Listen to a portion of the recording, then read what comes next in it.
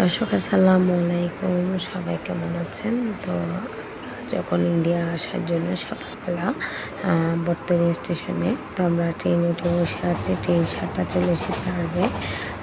এরপর আমাদের যেতে যেতে হচ্ছে আখাউড়া যেতে 12টা বেজে গেছে অলরেডি। তো 12টা বাজার পর ওখানে আমাদের সিএনজি নিয়ে আমাদের বাংলাদেশে বর্ডারে যেতে হয়েছে আর কি। তো ওখান থেকে অনেক ফর্মালিটিস, আমাদের বাংলাদেশে অনেক লাইন ছিল। প্রথমে একটা ফর্মালিটিস পড়া একটা পড়ার জন্য। এরপর আমরা চলে গেলাম ইন্ডিয়ার বর্ডারে। এরপর ইন্ডিয়া বর্ডারে অনেকক্ষণ সময় লেগেছিলো। ওখানে অনেক ফর্মালিটিস, অনেক চেক, মানে অনেক কিছু।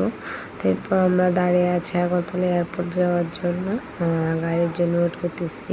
তো আর ওদিক দিয়ে রাস্তাটা হচ্ছে অনেক ভিতরটা অনেক, একটা অটো আপনার 400 টাকা করে ভাড়া নিয়েছে। তো অনেক ভিতরে, যার কারণে রাস্তাটা তো সুন্দর। যাই হোক, তো যারা আগরতলা দিয়ে যেতে যাচ্ছেন, তো সবসময় আপনারা ডাইরেক্ট ফ্লাইট নেওয়ার চেষ্টা করবেন, কারণ কানেক্টিং হলে আপনার অনেক প্রবলেম হয়। ডাইরেক্ট ফ্লাইট হলে আপনার জন্য সুবিধা, টাইমও বাঁচে, কষ্ট কম হয়, এগুলো আর কি।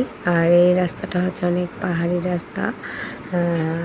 গ্রামটা ভালো লেগেছে, চারদিক দিয়ে চাষাবাদ হচ্ছে আর কি, উঁচু নিচু, দেখতে সুন্দর। তো যাই হোক, সবাই কানেক্টিংয়ে না আসাই ভালো ডাইরেক্ট, কারণ আমাদের ওই দিন পুরোটা দিন চলে গেছিলো সকাল থেকে শুরু করে, যার কারণে আমাদের অনেক কষ্ট হয়ে গেছে আসাতে আর কি। তো অনেক কষ্টকর, কারণ ওদিক দিয়ে হচ্ছে 7টা 40 ফ্লাইট ছিল। আবার ওখান থেকে 9টায় নামি, 8টা, আবার ওখান থেকে 10:30টায় ফ্লাইট ছিল। যে অনেকক্ষণ বিরক্তিকর, অসুস্থর জন্য অনেক অবস্থা খারাপ। পুরাটা দিন এয়ারপোর্টে আমাদের চলে গেছিলো আর কি।